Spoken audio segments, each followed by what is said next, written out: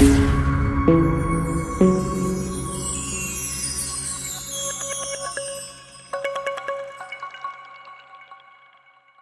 Back to RG consulting. मेरा नाम है रवि गुप्ता और आज मैं बताने वाला हूं आपको बुक्स ऑफ अकाउंट्स कैसे बनाते हैं। जी हाँ, इनकम टैक्स में बहुत लोगों को प्रॉब्लम है जो नॉन कॉमर्स बैकग्राउंड के हैं, उनको बुक्स ऑफ अकाउंट्स बनाने में काफ़ी प्रॉब्लम होती है। तो उसी को लेकर आज मैं एक छोटा सा वीडियो बना रहा हूँ। तो चलिए स्टार्ट करते हैं वीडियो को। और वीडियो को अगर आप लास्ट तक देखेंगे तो ज़रूर बुक्स ऑफ अकाउंट्स बनाना सीख जाएंगे और अपना आईटीआर को आप सही तरीके से फाइल कर सकते हैं। तो चलिए स्टार्ट करते हैं। सबसे पहले मैं आपको कंटेंट दिखा देता हूँ। मेनली बुक्स ऑफ अकाउंट्स में होता क्या है, जैसे हमारे पास कंटेंट है sales, purchase, closing stock, opening stock, conveyance expense, printing. ये मैंने एग्जांपल के लिए आपको समझाने के लिए मैंने एक बुक्स ऑफ अकाउंट्स बनाया है, जो मैं लाइव आपके साथ profit and loss account, trading account, balance sheet सामने बना के दिखाने वाला हूँ और उसे कैसे रिपोर्ट करना है ये भी मैं बताने वाला हूँ। तो चलिए स्टार्ट करते हैं। ये हमारा कंटेंट है। सबसे पहले हम लोग बाइफरकेट कर लेते हैं कि कौन सा आइटम किस हेड में जाएगा। जैसे सबसे पहले मैं आपको समझाना चाहता हूँ बुक्स ऑफ अकाउंट्स मतलब क्या होता है। लोग समझ नहीं पाते हैं बुक्स ऑफ अकाउंट्स बोलने का मतलब क्या है। बुक्स ऑफ अकाउंट्स का मतलब होता है कि आप जो बुक्स अकाउंट्स बना रहे हैं उसमें क्या क्या मेंटेन करना है। जैसे बुक्स ऑफ अकाउंट्स में मेनली आता है ये आपका manufacturing, trading, profit and loss and balance sheet. ये दोनों को आपको रिपोर्ट करना है। तो मैन्युफैक्चरिंग अकाउंट उन लोगों को बनाना पड़ता है जिनका मैन्युफैक्चरिंग या मतलब कोई आइटम या कोई सामान बनाने के लिए वो उनका एक फैक्ट्री है, रॉ मटेरियल को फिनिश गुड्स में बदलने का काम करते हैं। तो उनके लिए ये अकाउंट एक एक्स्ट्रा बनाना पड़ता है, मैन्युफैक्चरिंग अकाउंट। बाकी लोगों को बस ये दो अकाउंट बनाना पड़ता है। जो नॉर्मल गुड्स का सेल परचेस रीसेलर है, जैसे सामान रेडीमेड बना हुआ सामान मार्केट से लेते हैं और रीसेल करते हैं प्रॉफिट ऐड करके, तो उन लोगों को बस ये दो अकाउंट बनाना पड़ेगा। तो चलिए हम लोग समझते हैं कि कैसे इस अकाउंट को मेंटेन किया जाए और कैसे बैलेंस शीट हम लोग बनाते हैं। तो मेरे पास कुछ इन्फॉर्मेशन है, आप देख सकते हैं। सबसे पहले हम लोग इससे बाइफरकेट कर लेते हैं कि कौन किससे रिलेटेड है। आपको थोड़ा सा समझना होगा कि सेल क्या होता है, परचेज क्या होता है, एक्सपेंसेस की किसे बोला जाता है।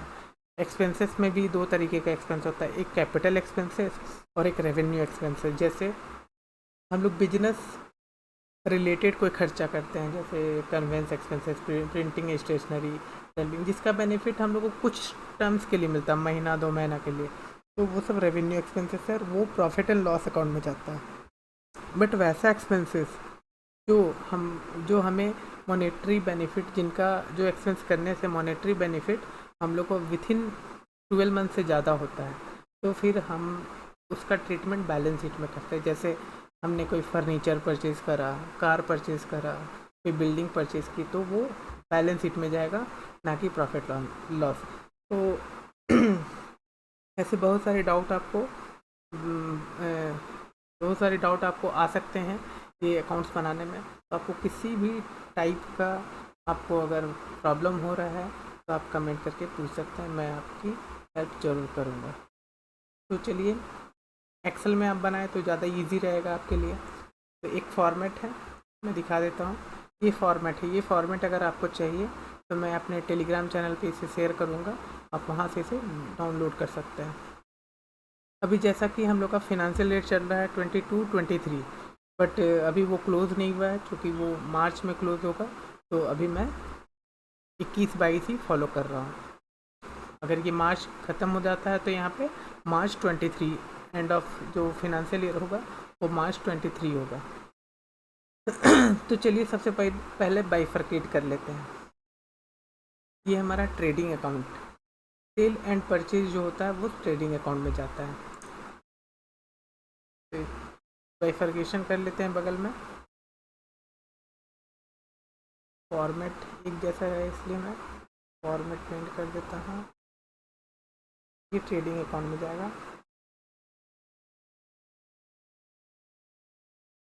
ये भी ट्रेडिंग अकाउंट का पार्ट है,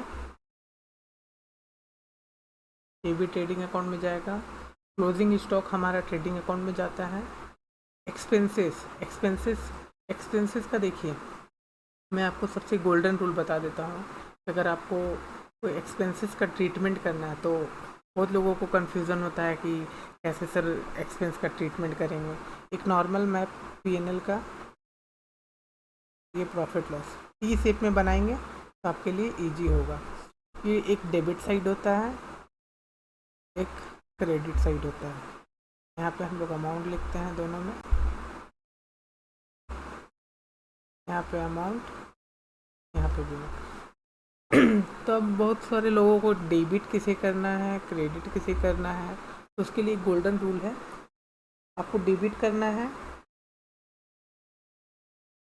जितना भी एक्सपेंसेस होता है,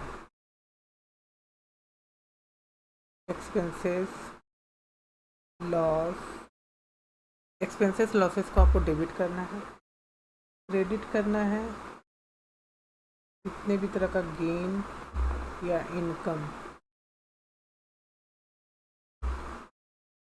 अब एक्सपेंसेस लॉसेस में जैसे travelling expenses, telephone expenses, mobile expenses, mobile bill expenses, internet bill expenses, वो सारे आपके डेबिट मतलब ये साइड जाएंगे। और क्रेडिट की साइड आपको जितना गेन, जैसे डिस्काउंट रिसीव हुआ, कोई सामान आपने परचेज़ करा तो कभी कभी सप्लायर आपको डिस्काउंट देता है, तो सप्लायर से जो डिस्काउंट मिला वो इस साइड चला जाएगा।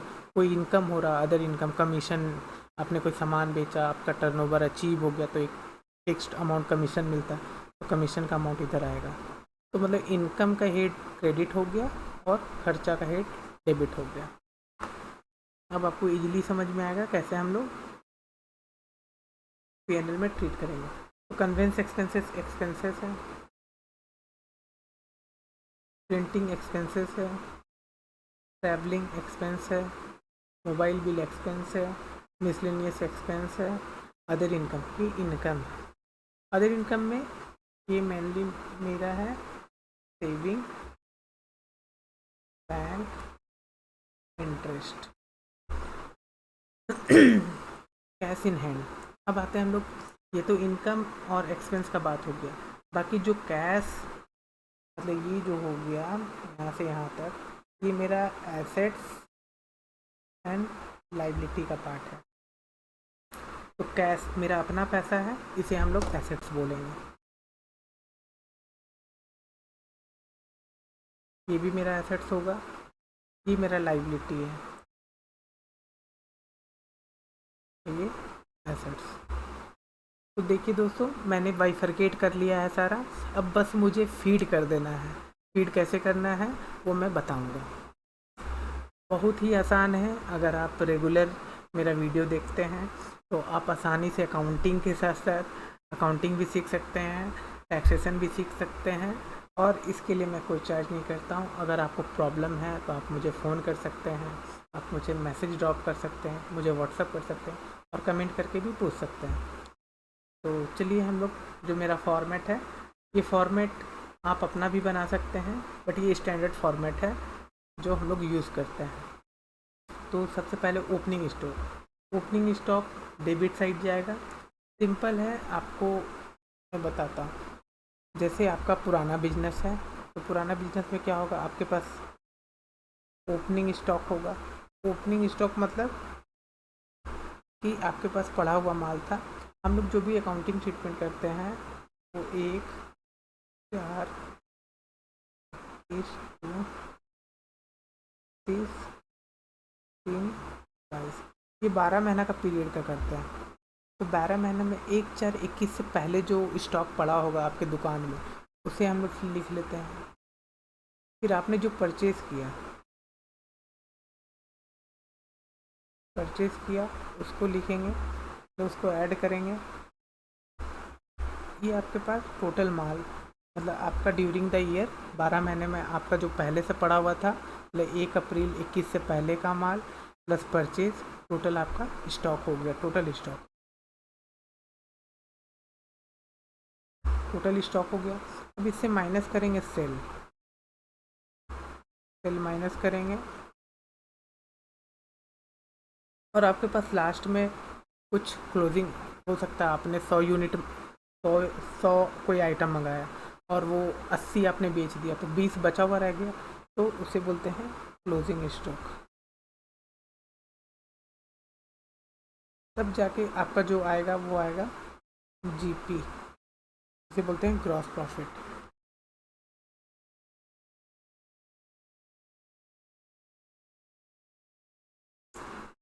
ये समझ गया आपने, देख सकते हैं, इसे बोलते हैं जीपी।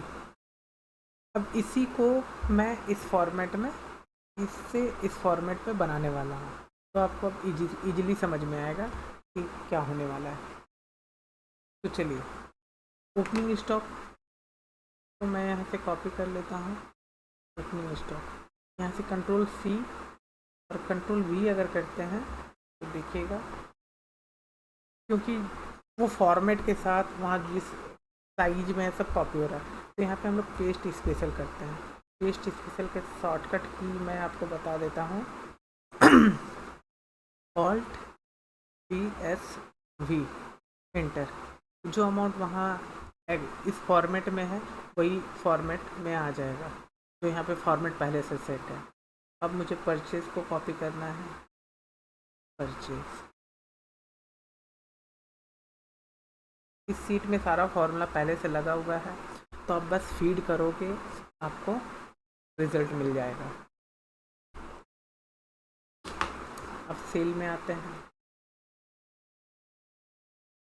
कंट्रोल सी और ऑल्ट TSV, बहुत ही काम आने वाला फॉर्म शॉर्टकट की है, आप इसे यूज़ कर सकते हैं अपने काम में। और क्लोजिंग स्टॉक चाहिए होगा हमें, क्लोजिंग स्टॉक ऑल्ट TSV आ गया हमारा 5,25,000। तो देख सकते हैं ये जो अभी ग्रॉस प्रॉफिट आया। अब बताता हूँ ग्रॉस प्रॉफिट किसे बोलते हैं।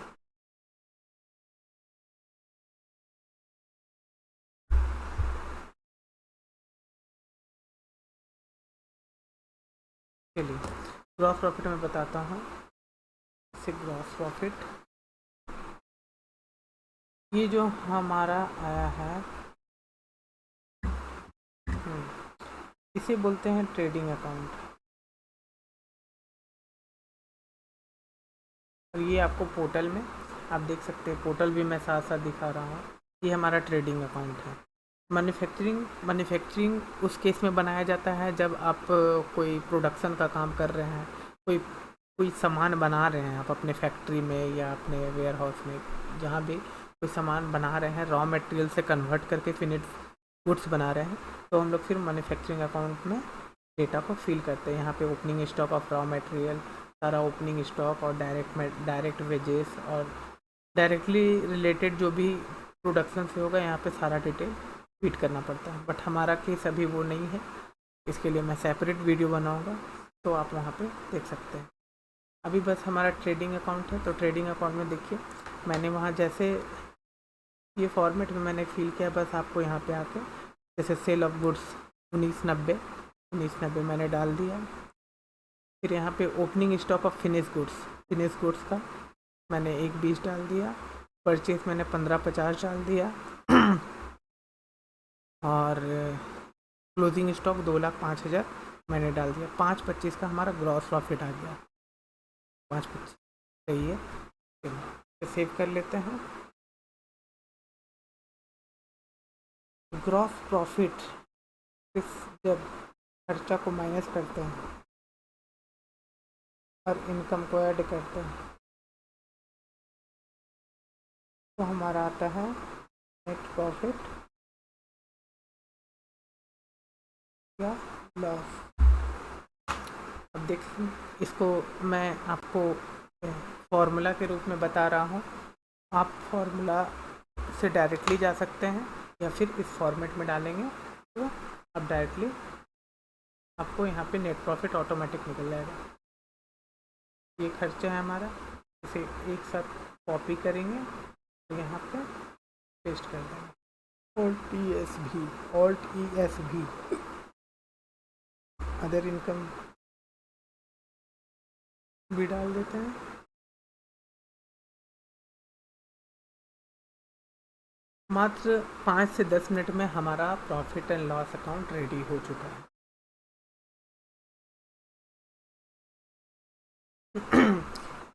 ये हमारा पीएनएल अकाउंट हो गया और यहाँ से यहाँ आपका ट्रेडिंग अकाउंट हो गया। देख सकते हैं हमारा कुछ ही मिनट में आपका profit and loss and trading account बन के रेडी है। अब चलिए कैपिटल अकाउंट में आते हैं। कैपिटल अकाउंट कैसे बनता है? तो कैपिटल अकाउंट बोलने का मतलब है कि आपने जब बिजनेस स्टार्ट करा, तो ये बिजनेस 1/4/21 से मैं इसका अकाउंट बना रहा हूँ। तो 1/4/21 को आपके बिजनेस में आपका क्या कंट्रीब्यूशन था, या तो काइंड में या कैश में। मतलब आपने बिजनेस स्टार्ट किया तो आपके पास कितना कैपिटल था। तो इस बिजनेस में 1,20,000 से मैंने 1/4/21 को 1,20,000 रुपये लगाया था। जो मैंने अपने पर्सनल यूज़ के लिए 1,80,000, यहाँ पे जो 180 लिखा हुआ विड्रॉ किया मैं अपने पर्सनल यूज़ के लिए, और मैंने ड्यूरिंग द ईयर 498 का मैंने प्रॉफिट अर्न किया। तो मेरा टोटल कैपिटल 618 हो गया, जिसमें से 1,80,000 मैंने खर्च कर दिए निकाल के। तो मेरा बैलेंस जो वो क्लोजिंग कैपिटल होगा। तो क्लोजिंग कैपिटल आपका बैलेंस शीट के लाइबिलिटी साइड जाता है। अब यहाँ पे हमने अपना देख लेना अदर एसेट्स कितना का था। तो अदर एसेट्स है आपका 2.5 लाख रुपये का। ये दोनों कर लेता हूँ कैपिटल, और 2.5 लाख हो।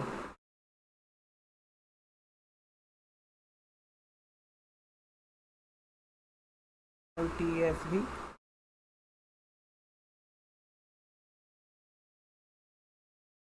आपका बैलेंस शीट मैच करना चाहिए दोनों साइड। तो देख सकते 438 255 438 255 मैच है। तो बैलेंस शीट भी मैं दिखा देता हूँ कैसे भरना है। आपको कुछ नहीं करना है बैलेंस शीट में। बैलेंस शीट में प्रोप्राइटर्स फंड में 438 255 और एप्लीकेशन ऑफ फंड में आपको 3 आइटम भरने हैं। 3 item other assets, cash at bank और कैश इन हैंड। तो जो आपको current assets, loan and advances वाले हेड में दिखेगा। यहाँ पे कैश इन हैंड में मैंने डाल दिया 56। तो सॉरी उल्टा हो गया, तो इसे यहाँ से हटा के यहाँ पर 131 822 56 433 ये मैंने डाल दिए। और अदर करेंट एसेट्स में मैंने 2.5 लाख रुपए फिट किए। सेव करेंगे इसे और एक बार कॉलैप्स करके देख लेते हैं मैच कर रहा है। फिगर मैच करेगा तभी आप आगे प्रोसीड कर पाएंगे, नहीं तो आपको यहाँ पे एरर आ जाएगा। हाँ, अब आते हैं हमारा profit and loss. Profit and loss में होता क्या है कि जैसे जो भी आपका ग्रॉस प्रॉफिट होता है वो प्रॉफिट लॉस में ट्रांसफ़र हो जाता है। जैसे यहाँ पे 525 ट्रांसफ़र हो गया। तो क्रेडिट साइड मुझे बस क्रेडिट साइड ये मेरा बैंक इंटरेस्ट है। तो अब मैं बताना चाहूँगा, जैसे इनकम टैक्स में अलग अलग हेड में इनकम को टैक्सेबल किया जाता है। जैसे जो भी आप बिजनेस से इनकम अर्न कर रहे हैं वो बिजनेस एंड प्रोफेशन वाले हेड में जाएगा, और जो बिजनेस के अलावा जो भी इनकम होगा उसके लिए अलग अलग सेपरेट हेड बना हुआ। तो बैंक इंटरेस्ट आपका अदर सोर्स का पार्ट है। इसे मैं बता देता हूँ, डिलीट कर लेता हूँ। ये आपका अदर सोर्स वाले हेड में टैक्सेबल होगा। तो हमें यहाँ पे इसको कुछ नहीं करना है। ये आपका पीएनएल में जाएगा। आप अपने अकाउंटिंग पर्पस के लिए इसे पीएनएल में डालेंगे क्योंकि कैपिटल में इसका इफेक्ट आएगा। तो आप यहाँ पे डालेंगे, फिर इसे आगे सेपरेट कर लेंगे। तो बस मैं खर्चे का डिटेल डालता हूँ। रिपोर्टिंग के टाइम मुझे इसे अलग से रिपोर्ट करना होगा, मैं बता दूंगा कैसे करना है। तो खर्चा का जो भी आपको हेड दिख रहा है यहाँ पे, जैसे hotel, boarding, travelling expenses, foreign expenses, conveyance expenses, तो आपको अगर हेड दिख रहा है तो आप उसी हेड में डालेंगे। जैसे मुझे कन्वेंस दिख रहा है तो 9732 और प्रिंटिंग के लिए हेड नहीं है, ट्रैवलिंग दिख रहा है, ट्रैवलिंग यहाँ पे डाल सकते हैं। Travelling 10 120 10 120 sorry 10 120। एक बार इससे मैंने क्या क्या डाल दिए, ये हो गया। अब बचता है मोबाइल को आप टेलीफोन वाले हेड में डाल सकते हैं, कोई दिक्कत नहीं है। 3992 ये भी हो गया। अब चलते हैं अदर एक्सपेंसेस। आपको जो खर्चा का लिस्ट इसमें नहीं दिखाई दे रहा है ये लिस्ट वाले हेड में, तो आप अपना लिस्ट वो हेड बना के यहाँ पे डायरेक्टली फीड कर सकते हैं। जैसे प्रिंटिंग स्टेशनरी का मैंने यहाँ पे हेड बना के 4942 और एक ये है और एक हमारा मिसलेनियस है। कॉपी पेस्ट कर दीजिए आप 4292 इसको सेव कर लेंगे, ऐड कर लेंगे। अब यहाँ पे दिख रहा है 492 बट यहाँ पे अलग है, तो आपको ये डिफरेंस इस कारण आ रहा है।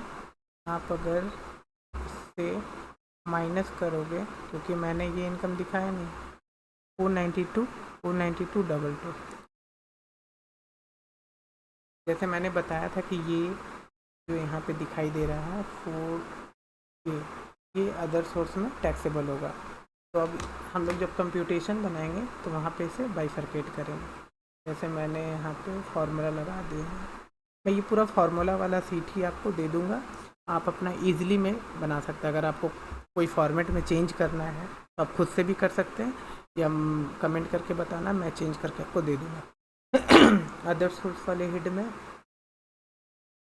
भी होगा ये वाला, और ऊपर से इसे माइनस कर लेंगे क्योंकि वो इनकम जो है अदर सोर्स में। तो 492 ये एडजस्टेड इनकम आ गया।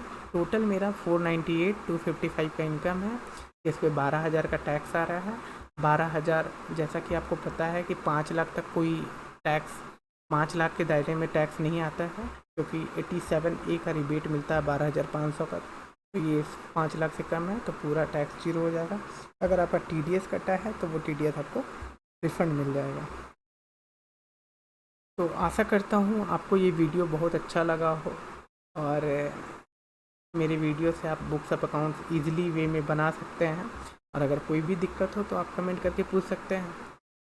तो अगर अच्छा लगा है वीडियो तो वीडियो को जरूर लाइक करें। अगर चैनल को आपने अभी तक सब्सक्राइब नहीं किया है तो चैनल को सब्सक्राइब कर देना, चैनल में बेल आइकन को प्रेस कर देना, ताकि मैं जो भी वीडियो अपलोड करूं तो उसका नोटिफिकेशन आपको मिल सके। तो चलिए मिलते हैं अपने नेक्स्ट वीडियो में, और कमेंट करके ज़रूर बताना कि वीडियो आपको कैसा लगा है। अगर आप मेरी वीडियो से आप अगर ITR फाइल कर पा रहे हैं तो इसके लिए थैंक यू तो बनता है। तो चलिए मिलते हैं अपने नेक्स्ट वीडियो में। Bye bye.